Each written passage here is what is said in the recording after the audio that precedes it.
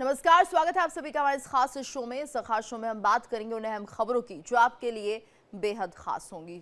तो आपको बताते हैं कि आखिर क्या कुछ ये 4 खबरें रहने वाली है। तो बुलेटिन में बात करेंगे जम्मू कश्मीर के पुंछ की, जहां सुरक्षा कर्मियों ने आतंकी मॉड्यूल का भंडाफोड़ किया है। सुरक्षा बलों ने 3 आतंकवादियों को गिरफ्तार किया है, साथ ही हथियारों का बड़ा जखीरा भी पकड़ा है। तो दूसरी खबर में बात करेंगे वक्फ संशोधन अधिनियम की, जिस पर आज सुप्रीम कोर्ट का अहम फैसला आने वाला है। इससे पहले 22 मई को लगातार 3 दिन की सुनवाई के बाद कोर्ट ने फैसला सुरक्षित रखा है। तो तीसरी खबर में बात करेंगे रामभद्राचार्य के उस बयान की, जिस पर अब सियासी माहौल गरमाने लगा है। पश्चिमी उत्तर प्रदेश को मिनी पाकिस्तान बताने वाले रामभद्राचार्य के बयान पर समाजवादी पार्टी के वरिष्ठ नेता जियाउर रहमान बर्क भड़क गए हैं और जमकर निशाना साधा। तो आखिरी खबर में बात होगी पीएम मोदी के बिहार दौरे की। खबर में आपको बताएंगे बिहार में चुनाव होने वाले हैं, ऐसे में पीएम मोदी का ये दौरा कैसे खास रहने वाला है।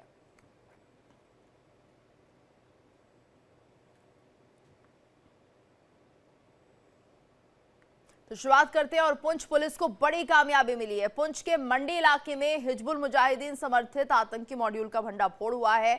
इस दौरान पुलिस ने 3 आतंकी समर्थकों को गिरफ्तार किया है, जिनके नाम तारिक, रियाज और शफी बताए जा रहे हैं। तो पुंछ पुलिस ने आतंकियों के पास से 7 AK-47 राइफलें, 16 मैगजीन और बड़ी मात्रा में हथियार बरामद किए हैं। जांच में सामने आया कि मॉड्यूल आतंकी संगठन हिजबुल मुजाहिदीन से जुड़ा हुआ था और सीमा पार से हथियारों की सप्लाई कर रहा था। जांच में सामने आया है कि मॉड्यूल आतंकी संगठन हिजबुल मुजाहिदीन से जुड़ा हुआ था और सीमा पार से हथियारों की सप्लाई कर रहा था।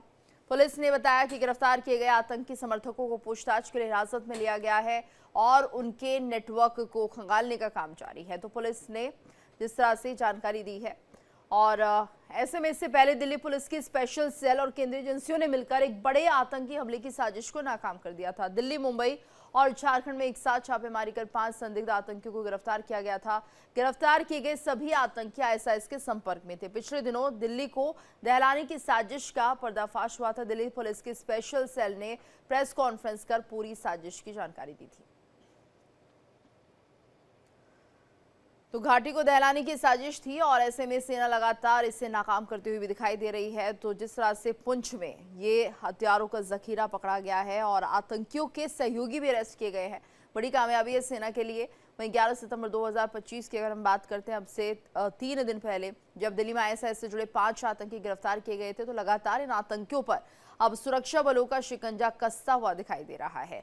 और ज्यादा जानकारी के लिए बात करेंगे संवाददाता रमन सैनी से। रमन, तो देखिए जिस तरह से पुंछ में ये हथियारों का जखीरा और एक तरह से बड़ी वारदात को अंजाम देने की फिराक में आतंकी लगातार बने हुए थे, वहीं आतंकी का सहयोगी भी अरेस्ट किया गया है। बड़ी कामयाबी है सुरक्षा बलों के लिए। जी हाँ, बिल्कुल। इस तरीके से पुंछ का ये मंडी का इलाका पड़ता है जो लाइन ऑफ कंट्रोल के साथ सटा हुआ है। यहाँ से 3 लोगों को पुलिस ने हिरासत में लिया है। इनका नाम तारिक, रियाज और शफी जो है वो बताया जा रहा है। इन तीनों के पोजीशन से जो है वो बड़ी मात्रा में हथियार और गोला बारूद बरामद हुआ। इनके पास से 7 AK सीरीज की राइफल, 16 मैगजीन और बड़ी मात्रा में गोलियां जो है वो इनके पास से बरामद हुई हैं। अब ये हथियार इनके पास कहाँ से आए, किन्होंने इन्हें हथियार दिया, आगे इन हथियारों को कहाँ तक पहुंचाना था, किन आतंकी जो बताया जा रहा है कि हिजबुल मुजाहिदीन के आतंकी संगठन के साथ ये OGW जो है वो जुड़े हुए हैं। तो हिजबुल मुजाहिदीन का कौन सा बड़ा आतंकी जो है जिसकी तरफ से ये हथियार POK से भेजे गए हैं और उसके बाद ये हथियार आगे किस किस को जो है वो आवंटित करना था, कहाँ पर भेजना था, कश्मीर घाटी ले जाना था या जम्मू ले जाना था, ये सारी जांच जो है वो फिलहाल चल रही है।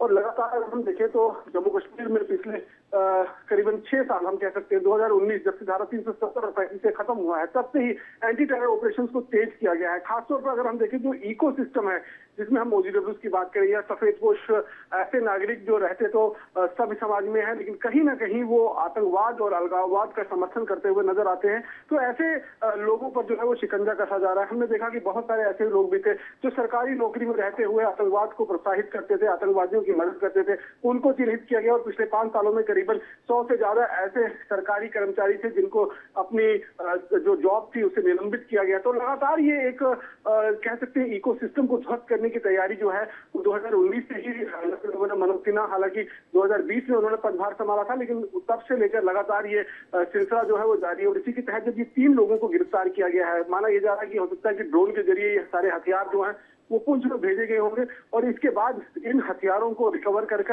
हाइडआउट के अंदर छिपाया गया था और वहां से फिर आगे इन हथियारों को जो है वो किन दूसरे आतंकी जो कश्मीर घाटी के अंदर एक्टिव है उन तक पहुंचाना था। तो लगातार अगर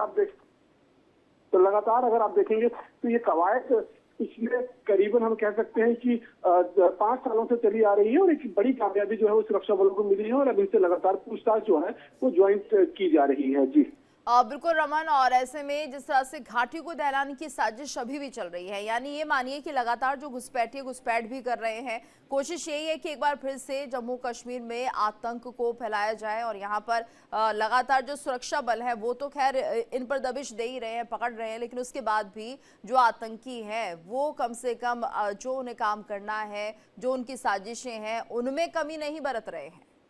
देखिए, निश्चित रूप में लगातार हमने देखा कि चाहे सर्जिकल स्ट्राइक हो, चाहे बालाकोट एयर स्ट्राइक हो या फिर ऑपरेशन सिंदूर के बाद भी पाकिस्तान जो है वो बाज आता हुआ नजर नहीं आ रहा है, क्योंकि कुछ दिन की शांति के बाद एक बार फिर पाकिस्तान जो है वो अपनी हरकतों पर उतर आता है। और अभी जो जानकारी निकलकर सामने आ रही है कि सीमा के उस पार जो पीओजे का इलाका है, चाहे वो नॉर्थ कश्मीर के सामने वाला रावलाकोट का आपके मुजफ्फराबाद का इलाका हो या फिर साउथ ऑफ पीर पंचाल का कोटली और जो कोटली और रावलाकोट का जो इलाका है, वहां पर दोबारा ट्रेनिंग कैंप एक्टिवेट कर दिए गए हैं। वहां पर आतंकियों को ट्रेनिंग दी जा रही है और उसके बाद उनको लॉन्च पैड पर भेजा जा रहा है, लाइन ऑफ कंट्रोल पर जो पाकिस्तानी सेना के बंकर्स बने हैं जिन्हें आतंकी जो है वो लॉन्च पैड के रूप में इस्तेमाल करते हैं घुसपैठ करने के लिए। कुछ एक जानकारी इस तरह से भी निकल कर आ रही है कि कुछ एक आतंकी जो है वो घुसपैठ करने में कामयाबी हुए। तो लगातार ये सिलसिला जो है वो जारी है और ये साफ कह दिया गया है, चाहे वो केंद्र सरकार हो चाहे जम्मू कश्मीर का लेफ्टिनेंट गवर्नर का एडमिनिस्ट्रेशन, उन्होंने साफ कहा है कि जब तक इकोसिस्टम जम्मू कश्मीर के अंदर से खत्म नहीं होगा टेररिज्म का, तब तक आतंकवाद पर पूरी तरीके से अंकुश लगाना जो है वो बहुत ज्यादा मुश्किल होगा। इसलिए हम लगातार देख रहे हैं कि इकोसिस्टम को आतंकियों के खिलाफ तो कार्रवाई की जा रही है, जहां पर इनपुट मिलता है वहां पर लगातार ऑपरेशंस को लॉन्च किया जाता है, उन आतंकियों को मार गिराने की कवायद की जाती है, लेकिन जो इकोसिस्टम है उसको भी ध्वस्त करने की तैयारी जो है वो बड़े स्तर पर चल रही है। तो आप यहाँ पर देखिए कि किस तरीके से एक बड़ी कामयाबी जो है वो सुरक्षा कर्मियों को मिली है। 3 लोगों को गिरफ्तार किया गया है और अब इन तीनों लोगों से जो पूछताछ की जा रही है, पूछताछ करने के साथ जो है आगे के और खुलासे जो है वो किए जाएंगे। धन्यवाद रमन इस पूरी जानकारी के लिए। तो आगे अभी और खुलासे हो सकते हैं, सुरक्षा बल लगातार मुस्तैदी के साथ यहाँ पर इन पर एक तरह से इनकी धरपकड़ कर रहे हैं। चलिए आगे बढ़ते हैं, बता दें आपको कि वक्फ कानून संवैधानिक है या असंवैधानिक। सुप्रीम कोर्ट आज इस सवाल का अंतरिम आदेश सुनाएगा और इससे पहले 22 मई को लगातार 3 दिन की सुनवाई के बाद कोर्ट ने फैसला सुरक्षित रख लिया था, लेकिन पिछली सुनवाई में याचिकाकर्ताओं ने कानून को मुसलमानों के अधिकारों के खिलाफ बताया और अंतरिम रोक लगाने की मांग की थी। वहीं केंद्र सरकार ने कानून के पक्ष में दलीलें रखी थी। सुनवाई के दौरान कोर्ट ने याचिकाकर्ताओं से कहा था कि संसद से बने कानून को अंतिम फैसला होने तक संवैधानिक माना जाता है। उसके प्रावधानों पर रोक लगाने के लिए बहुत मजबूत आधार की जरूरत पड़ेगी। आज वक्फ संशोधन एक्ट मामले को लेकर सुप्रीम कोर्ट में सोमवार को सुनवाई होगी। इससे पहले सुनवाई के दौरान कोर्ट ने याचिकाकर्ताओं से कहा था कि संसद से बने कानून को अंतिम फैसला होने तक संवैधानिक माना जाता है। तो वक्फ संशोधन कानून लागू होगा या इस पर रोक लगा दी जाएगी, आज इसको लेकर फैसला आना है। कोर्ट ने 4 महीने पहले जो दलीलें सुनी थी और उस पर अपना फैसला सुरक्षित रखा था। तो ऐसे में आज वक्फ संशोधन एक्ट मामले को लेकर सुप्रीम कोर्ट में सुनवाई होगी। इससे पहले सुनवाई के दौरान कोर्ट ने याचिकाकर्ताओं से कहा था कि संसद से बने कानून को अंतिम फैसला होने तक संवैधानिक माना जाता है।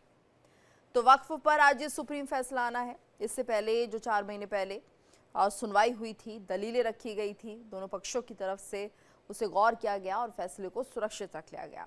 अब ऐसे में आज इस पर फैसला आना है। और ज्यादा जानकारी के लिए बात करेंगे लीगल एडिटर आशीष सिन्हा से। देखिए आशीष, 4 महीने पहले इस फैसले को सुरक्षित रख लिया गया था, लेकिन आज इस पर फैसला आना है और क्या जानकारी, क्या टाइम शेड्यूल किया गया है? देखिए, तकरीबन 10:30 बजे सुप्रीम कोर्ट इस पूरे मामले पर फैसला सुनाएगा। सबसे अहम यह है कि क्या वक्फ संशोधन कानून जो संसद से पारित हुआ था उस पर कोर्ट अंतरिम रोक लगाएगा या नहीं। दरअसल पिछली बार मामले की सुनवाई के दौरान अंतरिम रोक पर एक लंबी बहस चली थी। 2 पहलू इसमें थे जिस पर सुप्रीम कोर्ट ने कहा था कि केंद्र सरकार आगे ना बढ़े। पहला पहलू यह था कि किसी भी नए मेंबर की इस कानून के तहत नियुक्ति ना हो, और दूसरा पहलू यह था कि जो भी प्रॉपर्टी रजिस्टर्ड हुई है अभी तक वक्फ के नाम पर, उनको डी नोटिफाई ना किया जाए। इन दोनों बातों पर केंद्र सरकार मान भी गई थी। केंद्र सरकार की तरफ से सुप्रीम कोर्ट में जो हलफनामा दाखिल किया गया, उसमें केंद्र सरकार ने बात बिल्कुल साफ कही कि वक्फ जो है वो इस्लाम का अंदरूनी हिस्सा नहीं है। अगर कोई बात किसी भी धर्म का अंदरूनी हिस्सा नहीं है तो वो आर्टिकल 25 में कवर ही नहीं होती, यानी मौलिक अधिकार में वो नहीं आता। आर्टिकल 26 इस बात की इजाजत जरूर देता है कि आप अपने धर्म को अपने हिसाब से चला सकते हैं, लेकिन इस बात को भी ध्यान में रखना होगा कि ये जो कानून था वो संसद द्वारा पारित किया गया था, लिहाजा सरकार इसमें बदलाव कर सकती है। दूसरी अहम बात सरकार की तरफ से ये कही गई कि ये कहीं से भी किसी भी मौलिक अधिकार का हनन नहीं करता। तीसरी बात, ये मुस्लिम समुदाय के फेवर के लिए है। चौथी अहम बात, जो हाशिए पर अभी तक मुस्लिम समुदाय का एक वर्ग रहा है, जिसे पसमानदा मुसलमान कहते हैं, ये उनके लिए भी बेहतर होगा। ये चार अहम बातें केंद्र सरकार की तरफ से कही गई। अब बात अगर याचिकाकर्ता की करें तो उनकी तरफ से पहली बात ये कही गई कि आर्टिकल 25 का उल्लंघन करता है। दूसरी अहम बात, ये सरकार जो है वो धर्म में घुसना चाहती है और सरकार अपने हिसाब से बोर्ड के मेंबरों को नियुक्त करना चाहती है। तीसरी अहम बात, अगर कोई भी बोर्ड बनाया गया है किसी धार्मिक संगठन द्वारा तो वो उसमें किसी गैर मुस्लिम को नियुक्त नहीं किया जा सकता। ये आर्टिकल 26 का उल्लंघन सरकार यहाँ पर कर रही है। ये तीन अहम बातें याचिकाकर्ताओं की तरफ से कही गई थी। बहरहाल अगर कोर्ट आज ये कहता है कि हम इस मामले में सुनवाई करेंगे तो फिर एक नई बेंच का गठन होगा।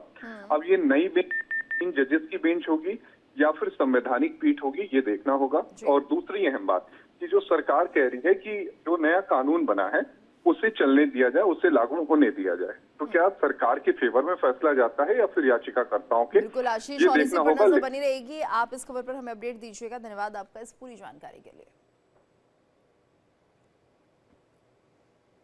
चलिए आगे बढ़ते हैं। पश्चिमी उत्तर प्रदेश मिनी पाकिस्तान जैसा है। आध्यात्मिक गुरु जगत गुरु रामभद्राचार्य के कथित दावे को ऑल इंडिया मुस्लिम जमात के अध्यक्ष मौलाना शहाबुद्दीन रजवी बरेलवी ने बेबुनियाद करार दिया है। उन्होंने कहा कि ऐसे आध्यात्मिक गुरुओं को हमारे दुश्मन देश पाकिस्तान का नाम नहीं लेना चाहिए।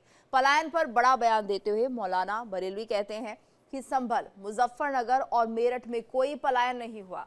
इन जगहों पर मुस्लिम और गैर मुस्लिम दोनों की आबादी बढ़ी है और हिंदू और मुस्लिम साथ मिलकर रहते हैं। तो हिंदू मुस्लिम जनसंख्या के आंकड़ों का हवाला देते हुए मौलाना शहाबुद्दीन रजवी बरेलवी ने कहा कि पूरे देश में सिर्फ 20% मुस्लिम है और 80% गैर मुस्लिम है, जबकि आध्यात्मिक गुरु कुछ और ही कह रहे हैं और हिंदुओं को गुमराह कर रहे हैं।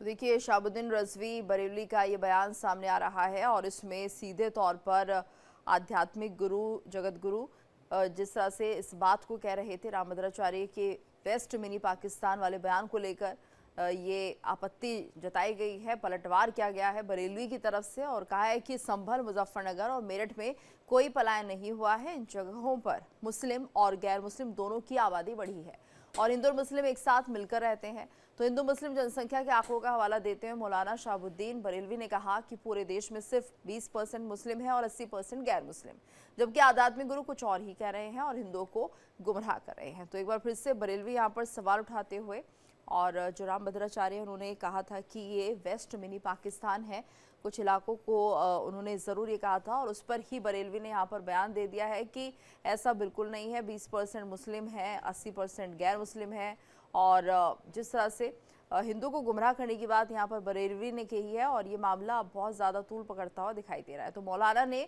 यहाँ पर धर्म गुरु रामभद्राचार्य के इस बयान पर आपत्ति दर्ज कराई है और इस पर पलटवार कर दिया है और कह दिया है कि यहाँ पर दुश्मन देश पाकिस्तान की बात उन्हें नहीं करनी चाहिए।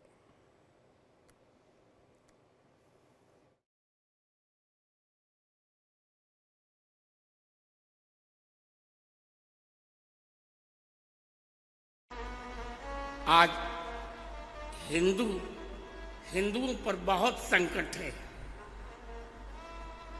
बहुत संकट है।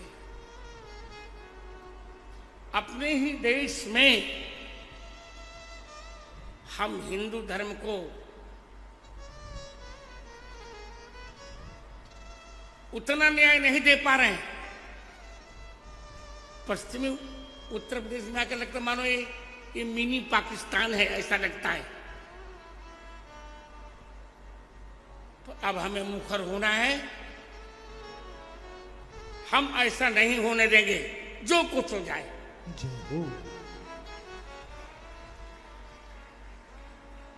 इसलिए अब तो प्रत्येक घर में हिंदू धर्म की पाठशाला बनानी ही पड़ेगी। जो शंकराचार्य जी ने जो बात कही है वो बिल्कुल निराधार है, उसका कोई वजूद नहीं, उसका कोई बुनियाद नहीं। और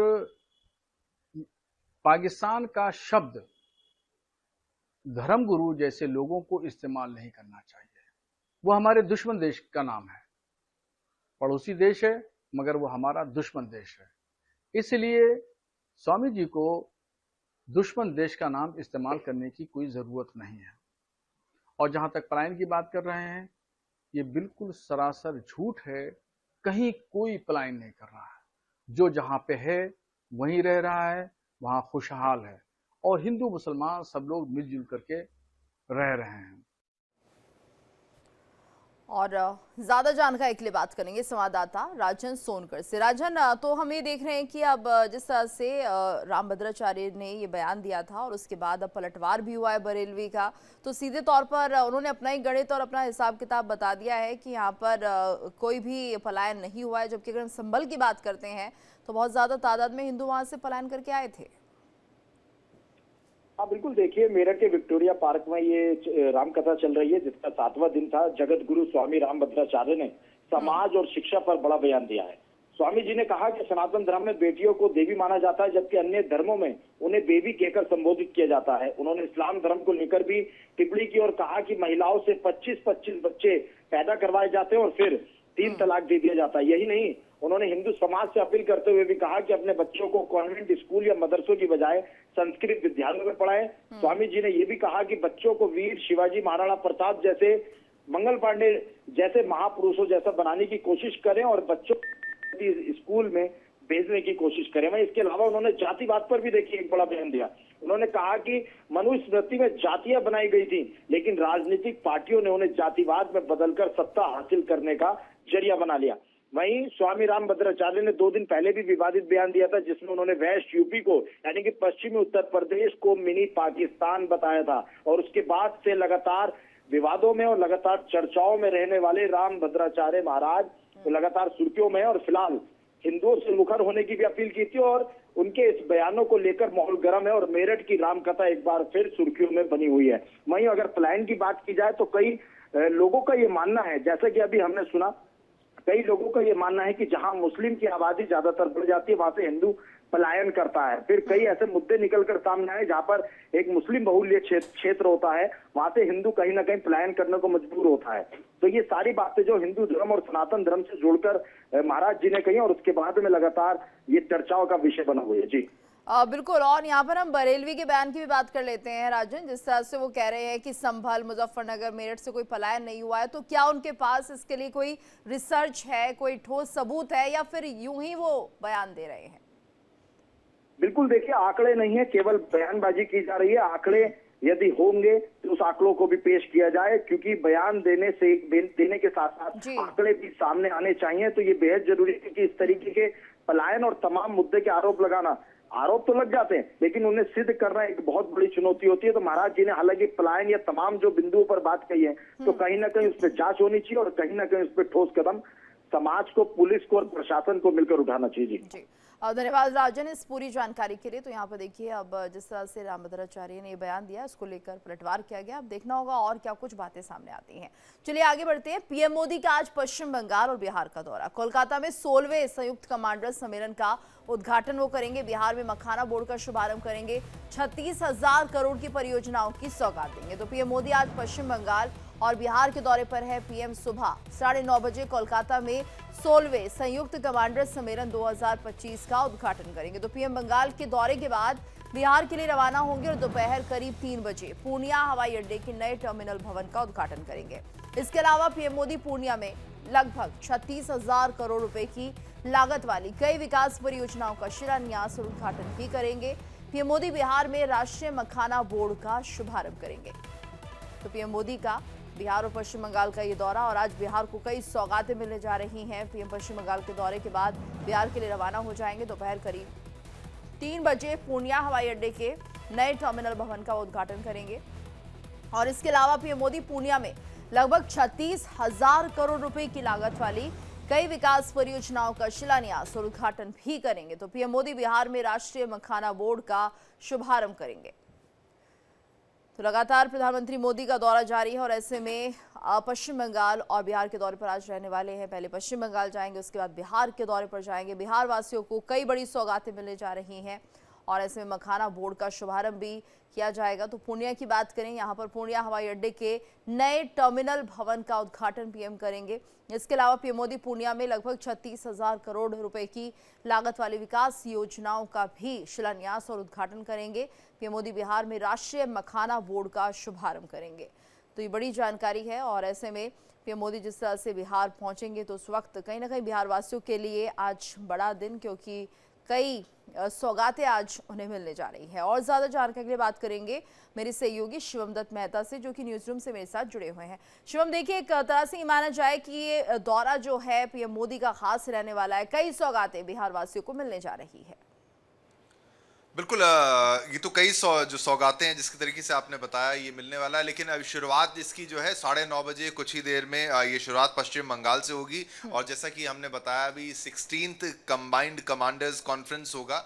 ये हर 2 साल में एक बार होता है और ये आप समझ लीजिए आर्म्ड फोर्सेस की जो टॉप लीडरशिप होती है और सिविलियन लीडरशिप होती है, वो स्ट्रैटेजी जो बनाई जाती है कि कहाँ पर खामियां हैं, कहाँ पर क्या कुछ है, और उसको लेकर ये चर्चा होती है। तो उसकी शुरुआत यहाँ पर जो है पीएम मोदी फोर्ट विलियम्स में कोलकाता में इसकी शुरुआत जो है वो करके आएंगे, यानी इसको ओपन करके वो वहाँ पर आएंगे, इसकी शुरुआत करके वो आ जाएंगे। तो इस बार का जो थीम है, ये 3 दिन की कॉन्फ्रेंस जो हो रही है कोलकाता में, ईयर ऑफ रिफॉर्म्स, यानी जो बदलाव होंगे उनको लेकर, ये रिफॉर्म्स को लेकर ये साल है, ट्रांसफॉर्मिंग फॉर द फ्यूचर।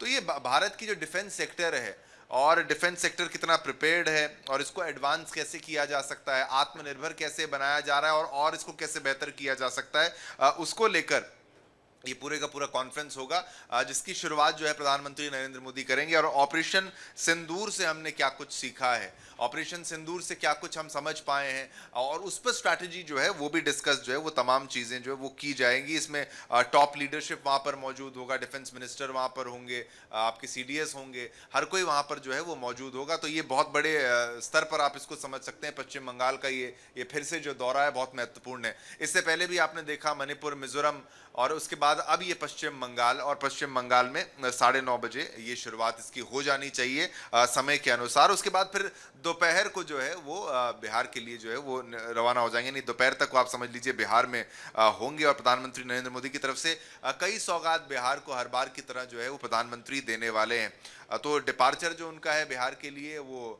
दोपहर में ही आप समझ सकते हैं, दोपहर में, और वो पूर्णिया बिहार जाएंगे जहाँ पर कई सारे इंफ्रास्ट्रक्चर जो हैं और बहुत सा शिलान्यास जो है, उद्घाटन जो है वो तमाम चीज़ें जो सौगातें हैं वो देने वाले हैं। और पीएम जो है वो पूर्णिया एयरपोर्ट के टर्मिनल को भी इनॉग्रेट करेंगे। तो ये इसमें बड़ा आप समझ लीजिए जो नया टर्मिनल बना है new civil enclave Purnia airport पर, वो कनेक्टिविटी को बढ़ाने की दिशा में अब बिहार के लिए एक अच्छा संदेश कि भाई बिहार के बारे में कितना सोचा जा रहा है।